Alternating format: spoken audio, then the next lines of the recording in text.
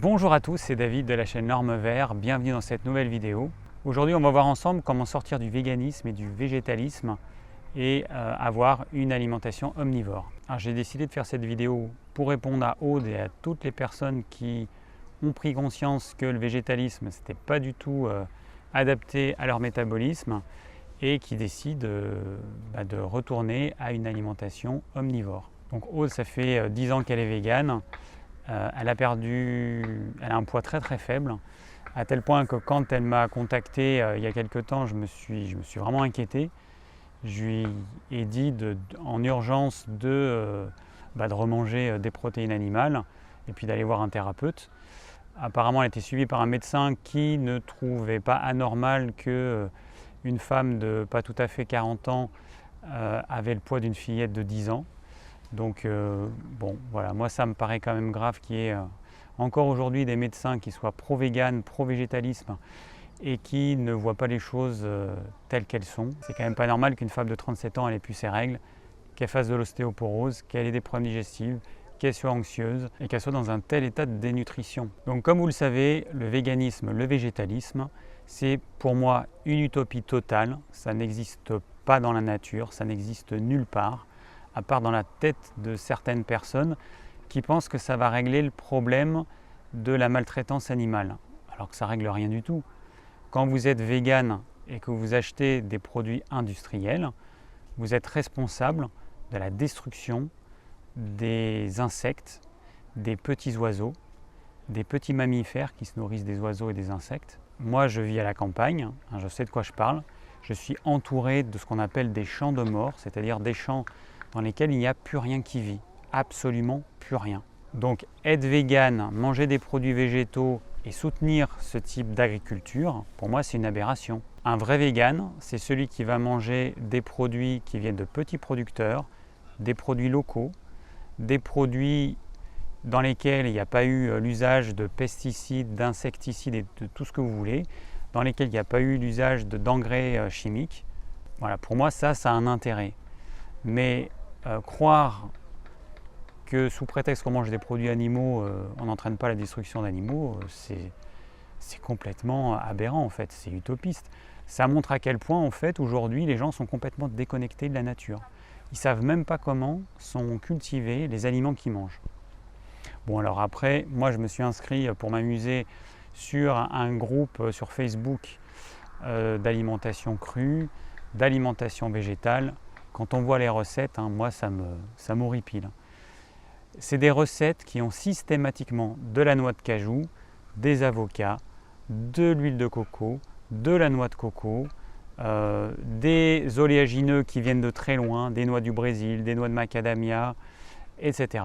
Est-ce que vous pensez sincèrement que faire venir des produits d'aussi loin, c'est vraiment écologique, que tout le pétrole qui va être utilisé pour faire venir ces produits chez nous, que ça ne va pas entraîner la destruction d'une quantité faramineuse d'êtres vivants, d'animaux? Puis quand on voit comment, par exemple, sont fabriquées les noix de cajou, c'est de l'esclavage humain. Ce sont des indiennes qui se brûlent les mains parce que pour extraire la noix de sa coque et puis sa petite pellicule, il y a une substance caustique qui brûle les mains. Donc aujourd'hui, tous ces gens qui utilisent du fromage, c'est-à-dire du fromage fait essentiellement avec la noix de cajou, ils sont responsables de l'exploitation et de l'esclavage de ces personnes à travers le monde. Donc voilà, ce serait bien, à mon sens, que les véganes aient un petit peu plus de sens éthique et qu'ils voient un petit peu plus loin que le bout de leur nez et que sous prétexte qu'ils mangent du brocoli, ça n'entraîne aucune souffrance animale et aucune mort animale, c'est du grand n'importe quoi. Il n'y a qu'à aller voir les champs de brocolis et les pesticides qui sont mis dans ces champs pour avoir un beau brocoli. Voilà, je ferme la parenthèse, mais voilà, j'avais besoin de préciser ça. Ce n'est pas le thème de la vidéo, ce n'est pas une vidéo sur le véganisme, c'est une vidéo sur les personnes qui se rendent compte qu'elles sont plantées, qu'elles ont détruit leur corps et qui aimeraient sortir de cette alimentation qu'elles suivent depuis peut-être très longtemps. Alors pour commencer, quand on est végétalien et qu'on n'a pas mangé de protéines animales depuis longtemps, c'est clair que je ne vais pas vous dire de vous manger une côte de bœuf du jour au lendemain. Ça c'est une évidence, il y a quand même un palier. Moi je vais vous recommander de commencer par intégrer des œufs, donc vous allez peut-être intégrer un œuf par jour. Il faut avoir conscience que si vous n'avez pas mangé de protéines animales depuis longtemps, quand vous allez les réintroduire, vous allez avoir des désordres digestifs. C'est tout à fait normal. Le corps, il fonctionne à l'économie. Donc si vous l'avez déshabitué à manger des protéines animales, il n'y a aucune raison que lui, il soit toujours capable de digérer ces protéines animales correctement. Il va lui falloir un petit temps d'adaptation et ça marche dans l'autre sens. Quand quelqu'un est omnivore et qui décide du jour au lendemain de supprimer les protéines animales et de manger que des protéines végétales, et bien au début, le corps, il ne comprend pas trop et forcément, vous avez des déséquilibres digestifs avec des gaz, des ballonnements. Ben ça, vous l'aurez à nouveau en mangeant des protéines animales. C'est tout à fait normal et ça ne veut absolument pas dire que les protéines animales sont mauvaises pour la santé, sont dangereuses, parce qu'il y en a évidemment qui extrapolent et qui disent « Ah ben regardez, tu manges des protéines animales, tu digères mal. » Ben, c'est normal, c'est une adaptation. De la même façon qu'un nourrisson, quand on passe du lait maternel à une alimentation solide, ben, il va avoir des problèmes digestifs parce qu'il faut bien qu'il s'adapte à cette nouvelle alimentation. Et bien là, vous êtes dans ce cas-là. Alors pourquoi vous en êtes arrivé là? Vous avez eu une carence de protéines. Les protéines, il y en a dans les végétaux et dans les produits animaux. Les protéines, elles contiennent des acides aminés. Il y en a 22 et parmi ces 22 acides aminés, il y a 9 acides aminés essentiels, c'est-à-dire sans lesquels on ne peut pas vivre. Les autres acides aminés, dont les 12 autres, on peut les fabriquer à partir de ces 9 acides aminés essentiels. Donc on trouve dans le monde végétal et animal tous ces acides aminés. Donc la théorie des végétaliens, c'est de dire pourquoi est-ce que je mangerais des protéines animales alors que tous ces acides aminés, même les essentiels, se trouvent dans le monde végétal. Il suffit que j'ai les bonnes sources pour avoir tous les acides aminés. Ça, c'est la théorie. Il y a beaucoup de livres qui sont écrits là-dessus. Il y a des médecins qui ont écrit des livres et qui prônent que le végétalisme est un mode de vie complètement sain, qu'on peut manger 100% végétalien et qu'on ne sera pas carencé. Ça, c'est la pure théorie. Dans la pratique, on se rend compte que c'est absolument pas vrai. Donc c'est la différence entre des chercheurs et des gens qui lisent des livres et puis des thérapeutes qui voient défiler dans leur cabinet des gens qui manifestement n'assimilent pas correctement les protéines végétales. C'est une constatation, c'est tout, c'est absolument pas théorique, c'est juste une constatation. On se rend compte qu'une partie de la population assimile très très mal les protéines végétales, d'autres les assimilent mal et d'autres les assimilent pas trop mal. Ayez juste conscience que si quelqu'un vous dit que les protéines végétales et les protéines animales sont équivalentes, fuyez parce que c'est du n'importe quoi. Je rappelle juste que même un herbivore n'est pas végétalien. Un herbivore mange majoritairement, très très majoritairement, des végétaux, de l'herbe en l'occurrence pour les vaches, mais qu'elle n'est pas végétalienne.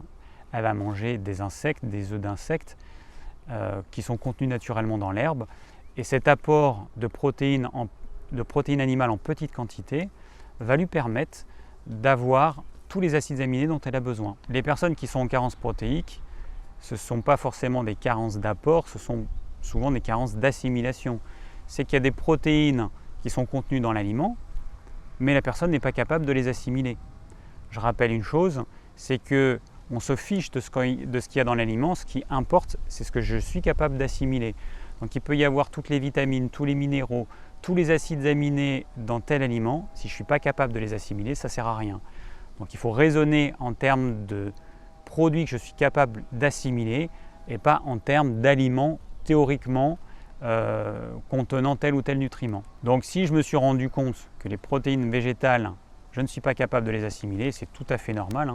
Les protéines végétales, elles sont enfermées dans une gangue de cellulose que nos sucs digestifs ne sont pas faits pour digérer.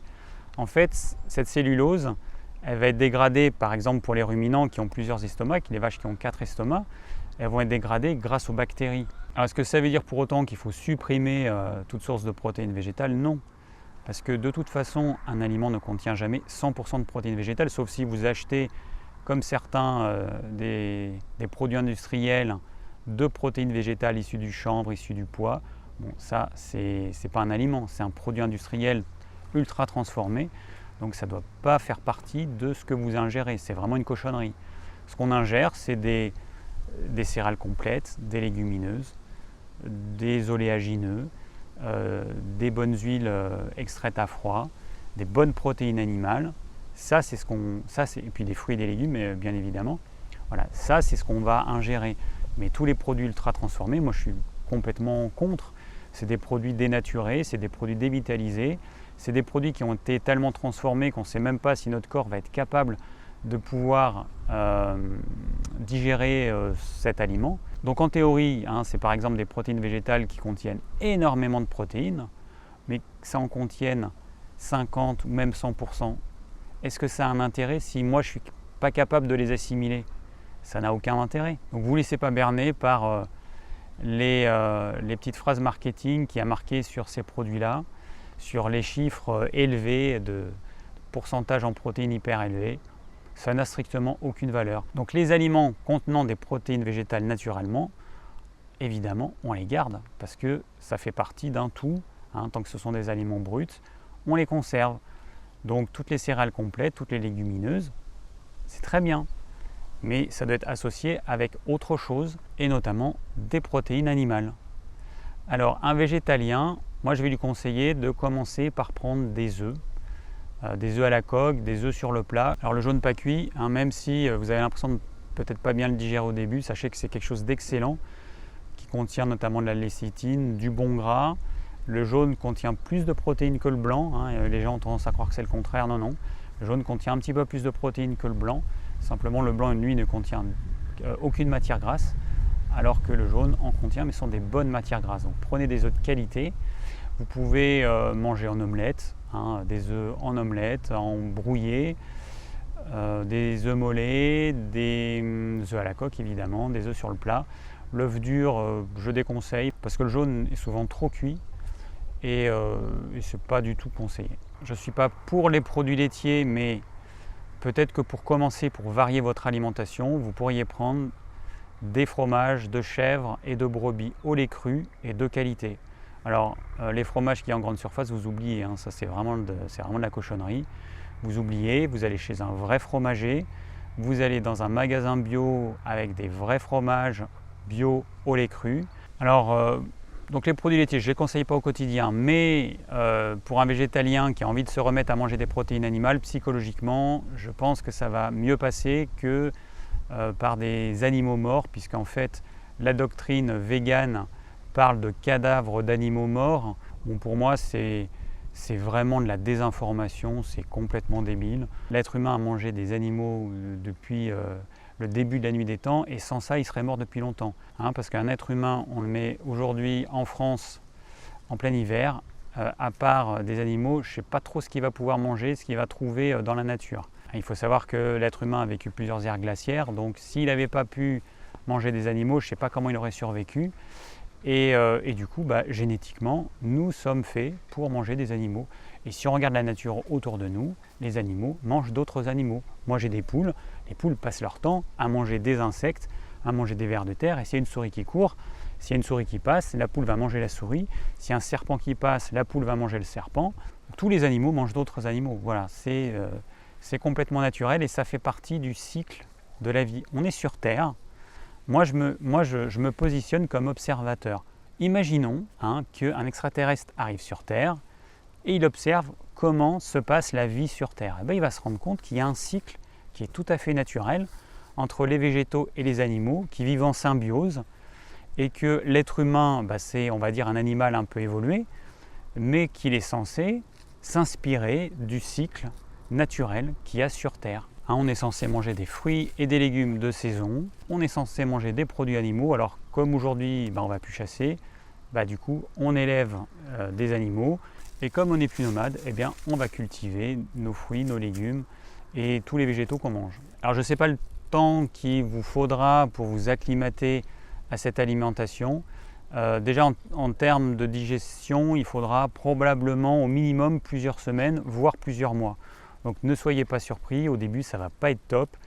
Éventuellement, si vous voulez, vous pouvez vous faire des lavements, parce que ce qui va se passer, c'est que vous n'allez pas complètement digérer certaines protéines qui vont se retrouver dans votre gros intestin. Les bactéries du gros intestin vont grignoter ces protéines, elles vont s'en nourrir et elles vont produire certains gaz qui peuvent être irritants ensuite pour le gros intestin. Elles peuvent également produire des toxines qui vont repasser dans le sang. Donc c'est pour ça que le lavement a tout son intérêt à ce moment-là. Sur cette période transitoire où le corps va devoir s'adapter à cette nouvelle alimentation, enfin en tout cas nouvelle pour vous, parce que ça fait peut-être longtemps que vous n'avez pas mangé de protéines animales. Donc vous allez manger des œufs, éventuellement des produits laitiers, et ensuite vous allez passer à par exemple du poisson. Je pense que ça peut être pas mal de commencer par le poisson, ça reste une excellente protéine. Alors moi les poissons, ce que je recommande, ce sont les sardines fraîches, les harengs frais et les maquereaux frais. Je déconseille sardines en boîte et maquereaux en boîte. J'ai fait une vidéo dessus, vous pouvez aller voir cette vidéo. Je vous explique pourquoi, enfin je résume, c'est parce que c'est indigeste, mais vous aurez tout le détail dans cette vidéo. Alors vous pourriez rester avec un régime à base de poissons, d'œufs et de produits laitiers de temps en temps, produits laitiers d'excellente qualité.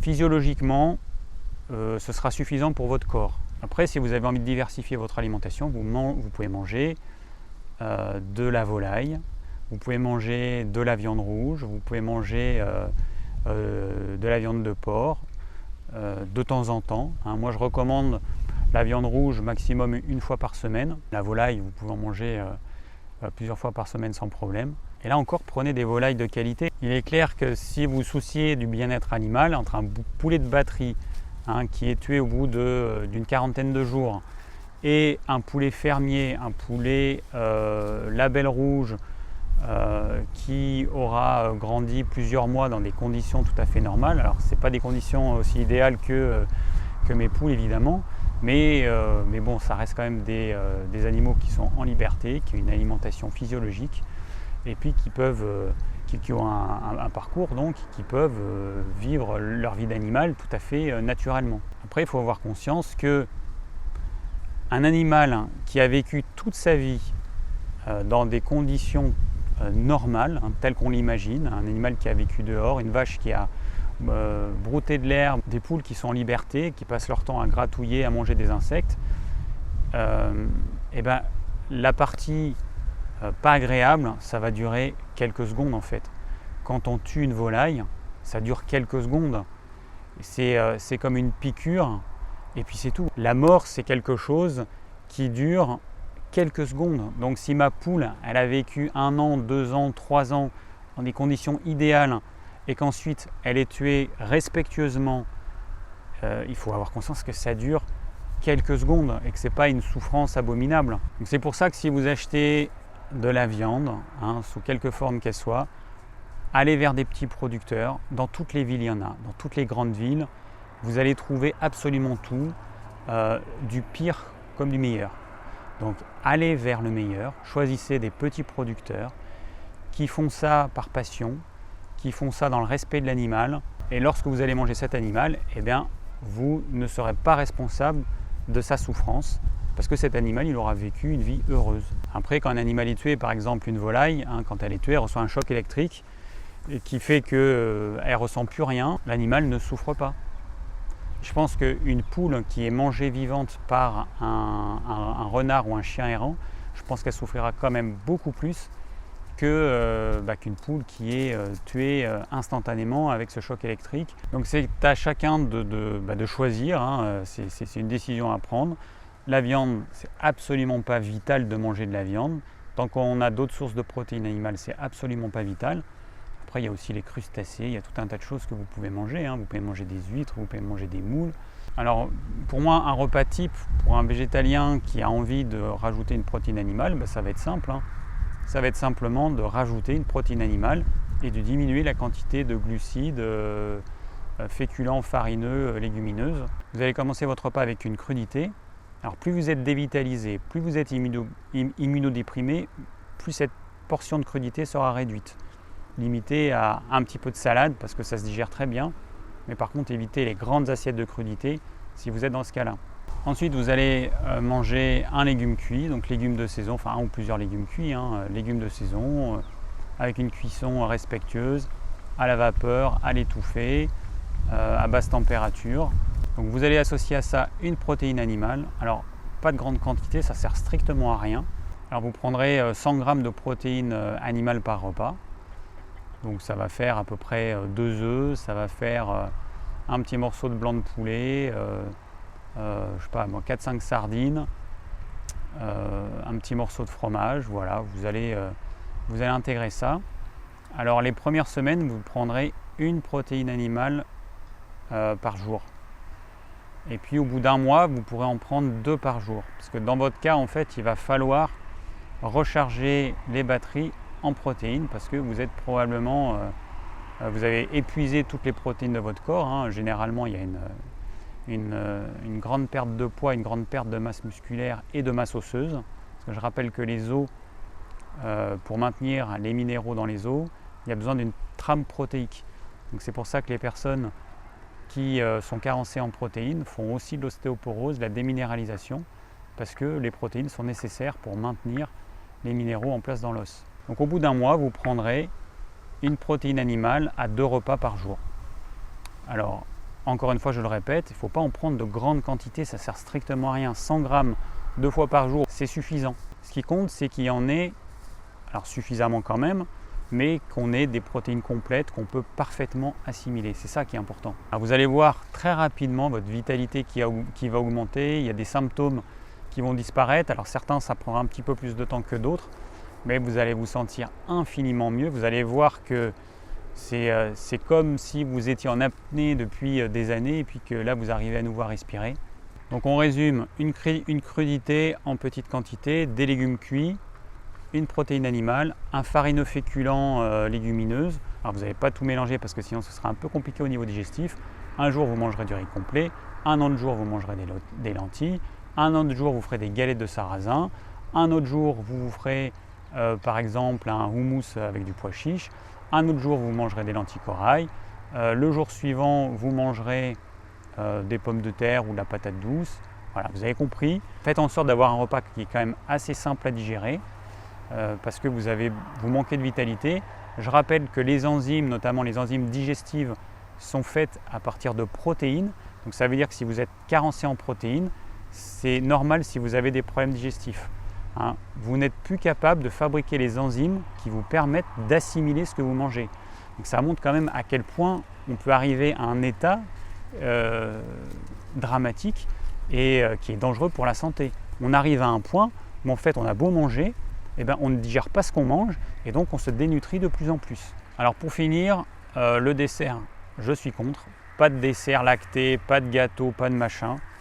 Le seul truc qui est bien en dessert, ce sont les oléagineux. Alors prenez des oléagineux de chez nous, hein, évitez les noix du Brésil, les noix de macadamia, tous ces trucs qui coûtent un bras, qui viennent de loin et qui souvent ont des acides gras qui sont rances parce qu'ils ont été cueillis il y a tellement longtemps. Bon, les noix de cajou, j'en parle même pas. Ça, moi, je suis contre à 100% les noix de cajou.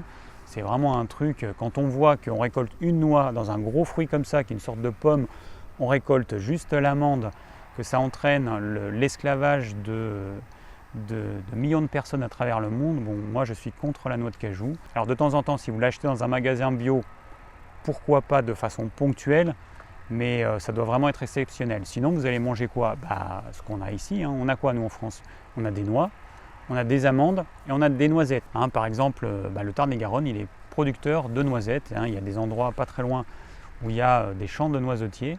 Donc mangez des oléagineux qu'on peut avoir en France. Alors il se trouve que quand vous allez dans votre magasin bio, vous allez voir 9 fois sur 10 que les amandes elles viennent d'Espagne, que les noisettes elles viennent d'Italie et que les noix elles viennent de je sais pas où. Bon, hein, voilà, c'est comme ça. Mais évitez les oléagineux qui viennent de l'autre bout du monde. Voilà, ça c'est mon conseil. Alors après, pour ceux qui veulent, ils peuvent prendre un carré de chocolat noir. Moi personnellement, j'ai arrêté de manger le chocolat noir. Je considère que c'est un aliment plaisir, c'est un aliment pareil qui vient de très loin, qui peut entraîner l'esclavage de certaines personnes. Alors même si je prends que du chocolat noir bio et équitable, bon, je pense que on mange trop de chocolat en fait. Les Occidentaux, ils mangent trop de chocolat. Normalement, c'est fait pour les repas de fête et c'est pas normal de ne pas pouvoir s'en passer, d'en manger tous les jours. Et moi, j'ai fait ça pendant des années et des années et des années, enfin voire des dizaines d'années. Donc là, je me suis dit, allez hop, j'arrête le chocolat, sauf exception, je ne mange plus de chocolat au quotidien. Voilà, donc ça fait déjà un mois et je vais continuer. De toute façon, quand on est addict à quelque chose, on se rend compte qu'il suffit d'arrêter d'en acheter et d'en manger pendant 1 ou 2 semaines et miraculeusement, on n'en a plus envie. Voilà, donc on a notre repas complet, hein, entrée, plat, dessert. Donc le dessert, ça reste juste des oléagineux idéalement. Bon, j'ai peut-être oublié certaines choses, donc n'hésitez pas à me poser des questions en commentaire. J'essaierai d'y répondre si j'ai le temps et s'il n'y a pas trop de questions. Parce que comme je vous ai déjà dit dans les vidéos précédentes, aujourd'hui le problème c'est que j'ai beaucoup trop de questions et que matériellement je ne peux pas répondre à tout le monde. Donc je ferai de mon mieux pour y répondre. Mais ne vous impatientez pas ou ne soyez pas déçus si j'ai pas pu répondre. Si j'ai pas pu répondre, c'est que matériellement, ce n'est pas possible. Voilà, j'espère que cette vidéo vous aura plu et qu'elle vous aura permis de voir ce que vous devez faire en tant que végétalien qui désire à nouveau être omnivore et manger des protéines animales. Si vous avez des questions, donc n'hésitez pas à les laisser en commentaire. Je vous rappelle que dans la description, vous avez tout un tas d'informations. Vous avez notamment la liste de mes anciennes vidéos. Et si vous désirez recevoir mes conseils pour une alimentation saine, c'est également dans la description. Si vous désirez me soutenir, j'ai ouvert un compte Tipeee, donc n'hésitez pas. Il y a beaucoup de personnes qui n'osent pas ou qui se disent « Ah, 1 euro, ça ne sert à rien ». S'il y a 1000 personnes qui me donnent 1 euro, pour vous, ce ne sera pas beaucoup, mais pour moi, ce sera énorme. Donc, merci par avance et je vous dis à très bientôt pour de nouvelles vidéos.